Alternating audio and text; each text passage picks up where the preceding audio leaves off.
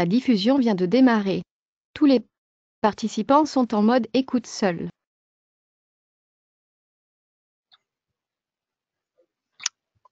Voilà, donc bonjour à toutes et à tous et bienvenue donc à ce point de marché, la stratégie de la semaine. Donc voilà, lisez bien l'avertissement légal sur les risques. N'hésitez pas à me confirmer sur le chat que sur l'image fonctionne bien. Alors vous le savez, vous connaissez la règle, donc je vais revenir sur la stratégie donnée la semaine passée. La semaine passée, en effet, j'avais donné ma stratégie sur le WTI, le cours du pétrole à 3 jours de la réunion semi-annuelle des pays membres et non membres de l'OPEP. J'avais parlé aussi exceptionnellement, j'avais parlé d'une deuxième configuration. C'était celle qui appartenait au GBP/USD. Donc je vais revenir sur ces deux configurations et ensuite donc je vous prépare de la stratégie que j'ai choisie pour vous cette semaine. Voilà donc pour cette introduction et pour l'avertissement légal sur les risques. C'est parti donc pour les graphiques. Alors le cours du WTI, je rappelle que ma stratégie était haussière à court terme, haussière sur ce niveau de support à 50 $, qui a d'une part un seuil psychologique, mais d'autre part un support technique, comme on le voit sur ce graphique donc du WTI. Et le rebond en effet pris forme, il a en effet eu lieu, notamment après la réunion de l'OPEP, bien qu'il ait fini finalement par consolider juste avant le week-end. Quelques prises de bénéfices donc, mais en tout cas l'information la plus importante est que ce niveau de support a tenu malgré finalement ce pic de volatilité dû à la réunion de l'OPEP. Donc en effet, ma première cible se situait à 55,77 $, qui correspond au seuil de retracement de Fibonacci à 3,6%, retracement de cette tendance baissière. Alors le cours qui n'a pas atteint cette cible, mais qui s'en est rapproché fortement puisqu'il a effectué un plus haut à très exactement 54,67 $.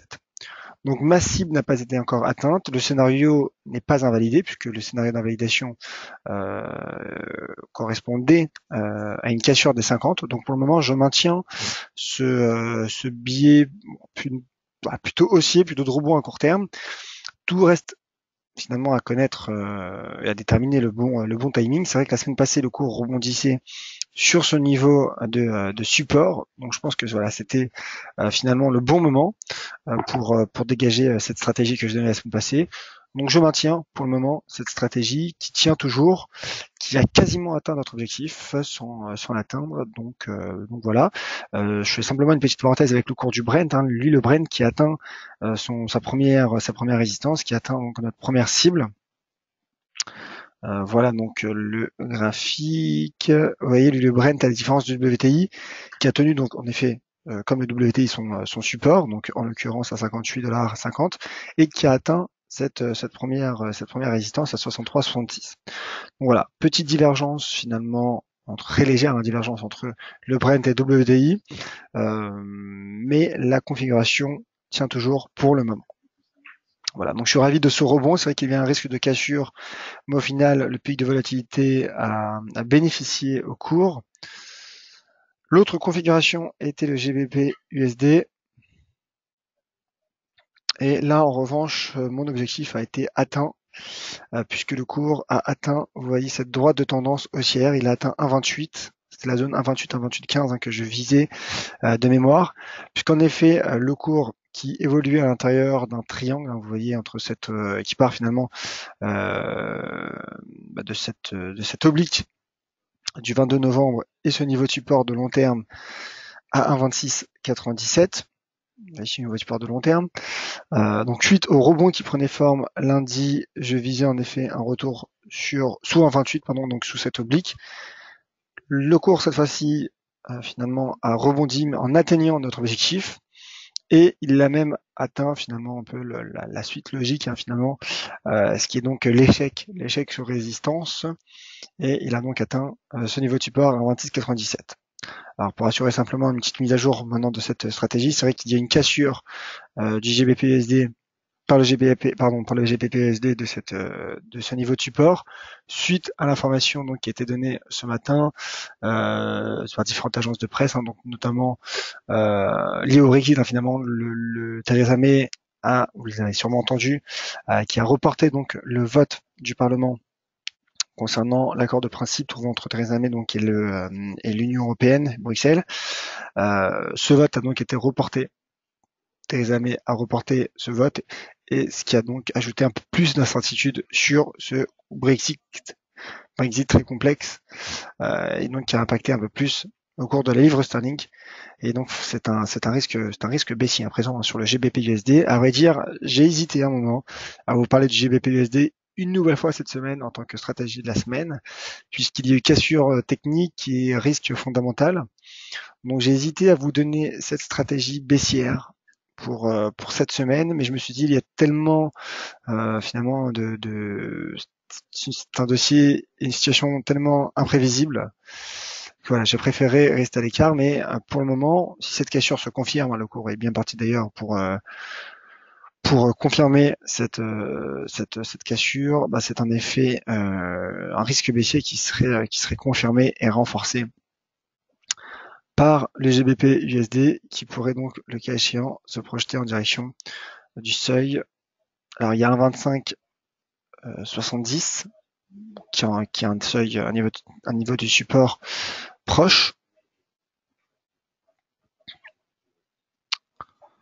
Alors, oui, donc là c'est un 26, pardon, on en est proche. Et autre niveau de support de long terme, puisque là je suis en effet sur des niveaux hebdomadaires. Donc, autre à un 25,15. Et peut-être une troisième cible de moyen terme, un 23,66. Voilà donc les prochains niveaux de support. Donc à très court terme, il y a en effet un 26, un 25,15, un 23,66. Et pour du plus long terme, un 21,64.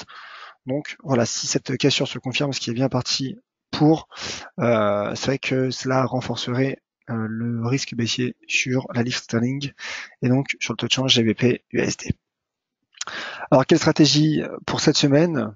Quelle stratégie, vous allez me dire, cette semaine? Alors comme je l'ai dit, j'ai longtemps hésité, à vrai dire, et j'ai finalement opté pour une configuration qui me paraît intéressante sur du court terme et sur du moyen terme. Alors je m'explique tout de suite. C'est le taux de change USD-Yen que voici. Alors, pourquoi c'est intéressant sur du court terme? Car il y a un double creux, double bottom qui vient d'être formé, figure de retournement à la hausse. Enfin, qui est en train d'être formé, car c'est vrai que la bougie n'a pas encore clôturé, mais le cours est en train de sortir par le haut de ce petit canal. Hein. Enfin, voilà, de ce petit canal, mais qui est en train surtout de valider en données 4 heures un double creux. Donc le cas échéant, en effet, l'USDN pourrait à court terme, je dirais, prolonger ce rebond si ce double creux se valide en direction donc de sa droite de tendance baissière sous 114 et surtout sous 114,50. Parce que c'est vrai que là, à court terme, on se dit qu'il y a un double creux, un double bottom qui pourrait, s'il se valide, donc profiter au taux de change USD-Yen. Mais si l'on regarde le graphique avec un peu plus de recul, puisque là, en effet, on est en données 4 heures, donc on zoome.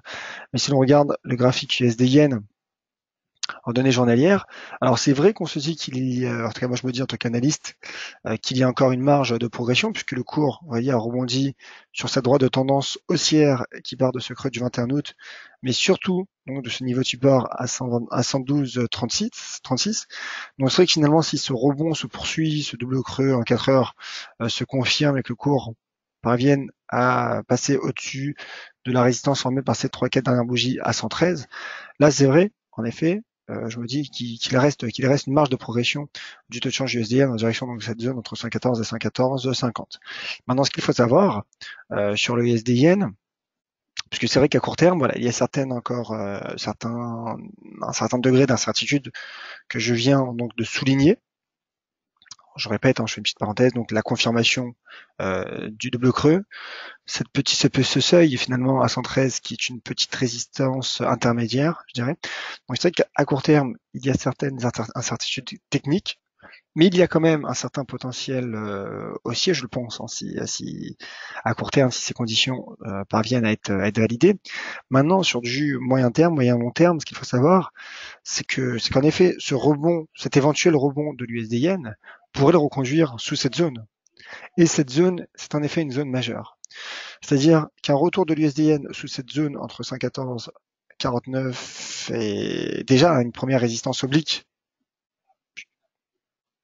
qui est proche donc des 114 yens, puisqu'il y a bien 3 points de contact, 1, 2, 3, donc résistance oblique. Cela me permettrait clairement de dégager le cas échéant, bien sûr, de tout le moins de déterminer un risque baissier sur l'USD-Yen. Car pour le moment, c'est en effet un triangle, un biseau donc figure d'indécision sous une résistance majeure. Je me mets en données hebdomadaires cette fois-ci pour bien vous mettre en évidence cette résistance. Vous voyez donc à 114,49 que l'on pourrait d'ailleurs ajuster à 114, vous voyez à 114. Et on a vu que 114 était le point donc le niveau plutôt de la droite de tendance baissière. Donc là, le cours tente de rebondir en direction de cette importante zone de résistance. Donc, le cas échéant, en effet, je pense qu'il y aurait un risque technique, à moins bien sûr qu'il y ait un important regain de volatilité et que le cours parvienne à franchir immédiatement cette zone de résistance. Mais pour le moment, en tout cas, je me dis qu'à court terme, un rebond pourrait être envisageable si le double creux se confirme. Donc on verra à la prochaine clôture, donc dans 3 quarts d'heure. Si le double creux se confirme et que le cours parvient à se rapprocher donc des 114, là je pense en effet que l'USD-Yen serait confronté à un risque technique capable, donc le cas échéant, de lui faire obstacle et de le reconduire en direction des 112,36. Voilà donc pour la configuration de la stratégie de la semaine. Si vous avez des questions, c'est le moment. N'hésitez pas d'ailleurs à me dire ce que vous pensez de cette stratégie, de cette configuration sur l'USDN, que pour ma part en tout cas j'ai trouvé assez intéressante. C'est vrai que voilà, j'ai hésité entre parler du GBP USD et de l'USDN. J'aurais pu parler également du GBP Yen. Voilà, donc j'en parlerai de toutes ces configurations dès demain d'ailleurs à 13h dans le point de marché stratégie bourse Forex. Il y a d'autres configurations vraiment sur lesquelles que j'ai trouvé aussi intéressantes, notamment le DAX qui est orienté à la baisse, qui est 40 aussi, mais qui tente de consolider un niveau de support. J'en dis pas plus. Je garde donc toutes ces configurations pour demain à 13h. Alors justement, une question sur le chat de Philippe qui demande un mot sur le Dow Jones, Nasdaq, Nikkei, Bitcoin. Alors c'est vrai que voilà, il y a les marchés qui sont orientés à la baisse, qui tentent de consolider sur un niveau de support. En tout cas pour les marchés boursiers. Voilà, je vous propose plutôt d'en parler demain, car là c'est vrai qu'il s'agit du pour le marché stratégie de la semaine. Voilà, j'en parle demain, promis, si vous me relancez, demain à 13h, car il me reste plus beaucoup de temps, à vrai dire, avant la fin de ce webinaire. Voilà, je vais peut-être dire un mot du Dow Jones pour ne pas vous laisser complètement sans réponse, car je dois bientôt donc mettre un terme, enfin terminer du moins ce webinaire. Alors simplement pour dire que le Dow Jones, qui a fortement baissé la semaine passée, à l'image des indices des autres marchés boursiers, est à présent teste à présent donc un niveau de support à 24 120. Donc là, moi à ce stade, je ne dégage pas de stratégie baissière car le cours est sur un niveau de support. En revanche, je surveille l'éventuelle cassure qui pour le moment n'a pas lieu. Le cas échéant, le cours du Dow Jones pourrait retomber sur les 23 595 points sur du moyen terme, sur une trending du moins. Donc voilà, pivot à 24 120 points, zone de support qui rentre tester donc le Dow Jones. D'ailleurs, comme je l'ai dit, ça me permet aussi de vous répondre en partie à vos questions. Le CAC 40, bien qu'il soit baissier, vous voyez à court terme, il tente de consolider un niveau de support qui reste fragile, bien sûr, à 4881. Donc voilà, le risque reste baissier pour les indices, mais je pense que voilà, en termes de timing, c'est là où l'enjeu pourrait se jouer et le timing pourrait être enclenché. Le risque baissier, le signal technique baissier pourrait être relancé donc en cas de cassure des niveaux de support, ce qui n'est pour le moment pas encore le cas. Voilà mon cher Philippe.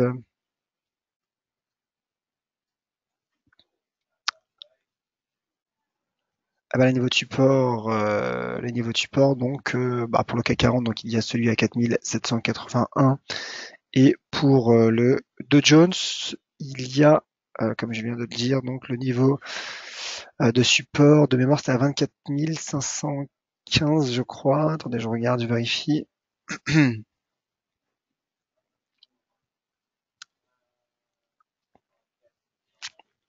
Voilà, 24 120 et le prochain 23 595. Et ben voilà, pas d'autres questions ni réactions sur le chat. Merci à toutes et à tous. Donc on se retrouve demain à 13 h pour mes stratégies du jour. Donc j'ai dit, hein, je parlerai donc a priori de la livre sterling, bien sûr, livre sterling, mais également donc du GBP yen qui est proche d'une cassure, qui est proche d'enclencher un signal technique baissier. On verra s'il sera confirmé ou non.